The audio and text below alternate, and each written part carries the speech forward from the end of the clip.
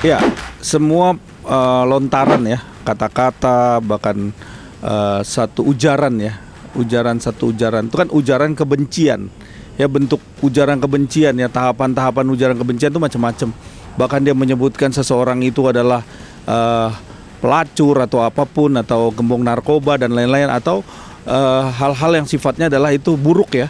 Ini kan harus dipertanggungjawabkan. Jangan segala sesuatu yang dilontarkan itu ya, yang disampaikan kepada publik itu menjadi satu impact yang tidak baik kepada orang yang dilontarkan, kan seperti itu. Nah, apapun yang disampaikan, apapun yang dilontarkan oleh seseorang ya, siapapun itu mempunyai dampak ya, dampak hukum tentunya. Kalau ini mencederai seseorang sehingga orang ini nama baiknya tercemar ya, terus apabila juga tidak bisa dibuktikan ya, tidak bisa dibuktikan secara hukum tentunya, ya ini harus dipertanggungjawabkan. Seperti itu. Iya, ini kan dampak buruk ya. Dampak dari sebuah perkataan ke publik, dan akhirnya publik memberikan satu implementasi yang sifatnya adalah negatif. Nah, sifat negatif inilah yang akhirnya juga memberikan efek ya kepada anaknya, apalagi anak ini masih kecil ya. Nah, efek seperti ini juga harus menjadi poin yang perlu kita jadi perhatian, karena juga Komnas Perlindungan Anak ini juga ikut bagian daripada ini. Karena apa? Seorang anak yang tumbuh kembangnya sedang lagi kita monitor, kita lihat bagaimana perkembangannya itu lebih baik. Ternyata ada masukan atau omongan bahwa seorang ibunya dinyatakan bahwa dibilang katanya gembong narkoba atau pelacur. Nah, ini satu dampak yang sangat amat berpotensi ya kepada anak, sehingga pertumbuhan anak juga keganggu.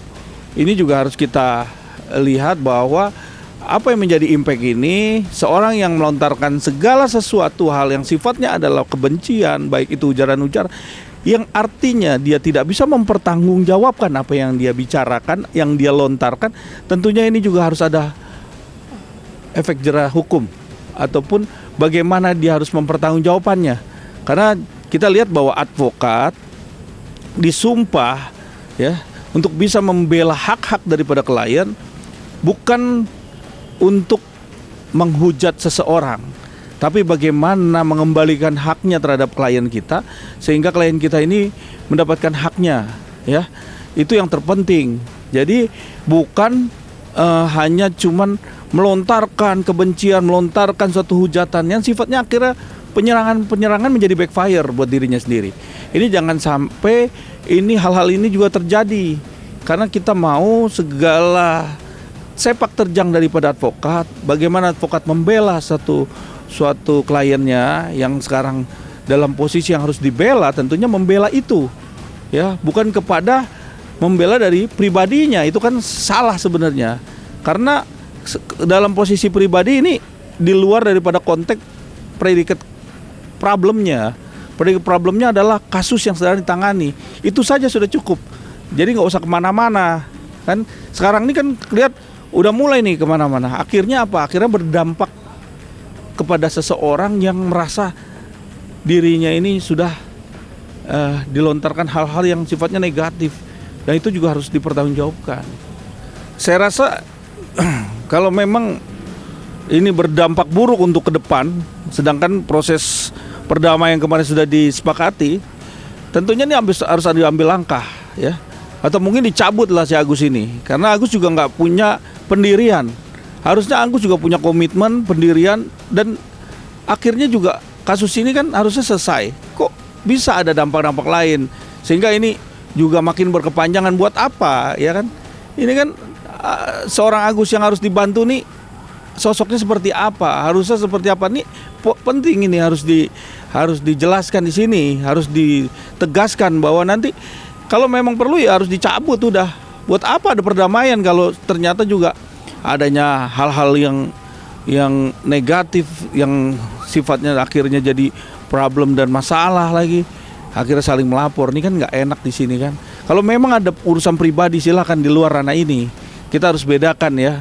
Jadi memang dikotakin dulu nih problemnya terhadap kasus predikat problemnya, masalah donasi ini, udah selesaikan selesai. Kalau ada urusan pribadi, maka di luar konteks ini jadi selesai. Buat lembaran baru untuk ngurusin kasus yang selanjutnya, yang artinya tidak mengorek-ngorek ya antara Agus dan Novi. Kalau memang Novi ada masalah, silahkan pribadi ke masalahnya. Tapi antara Agus dan Novi, tolong ini diselesaikan. Sudah selesai sudah. Tapi kok ini ada berlanjut lagi? Agus harus punya komitmen. Agus juga harus punya pendirian yang sifatnya adalah menentukan bagaimana dia harus bersikap, itu yang terpenting. Iya, dalam hal ini Kemensos ini sebagai fasilitator perdamaian. Bentuknya Kemensos ini udah sangat baik untuk mendamaikan dan mencari jalan tengah yang terbaik. Artinya jalan tengah ini udah tidak ada nih saling lapor, sama-sama saling mencabut, kan itu poinnya waktu itu. Kenapa ini ada lagi kan gitu?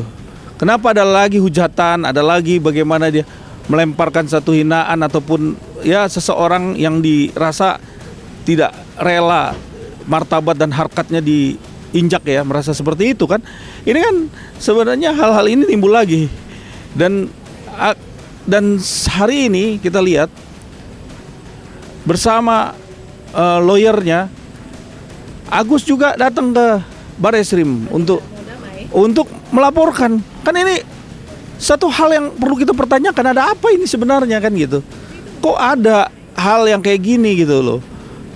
Udahlah, kita udah tahu semua.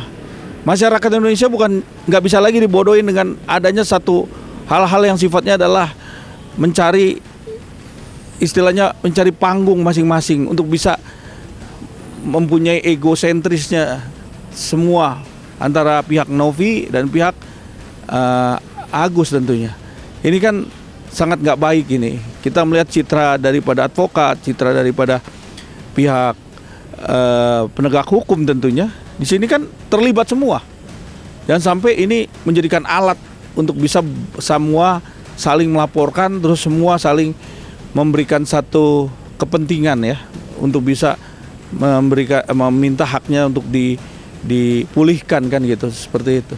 Ya, sekarang gini, kalau kita lihat seorang advokat ya dengan melontarkan ya hal-hal yang sifatnya adalah kebencian, ujaran kebencian, apalagi itu ada unsur-unsur fitnahnya ya. Ini kan tentunya dari pihak organisasi advokat turun tangan dalam hal ini untuk bisa harus turun tangan. Karena apa? Karena nanti berdampak juga tidak baik terhadap apa? Terhadap organisasi advokatnya. Karena kita lihat di sini bahwa advokat itu disumpah mempunyai karakteristik yang baik, bagaimana dia membela kliennya dan dengan cara-cara yang bijak. Kalau kita mau membela klien dengan fakta bukti, ini poinnya, ini buktinya, ya kan seperti itu. Nah itu kan sudah diatur di dalam undang-undang juga.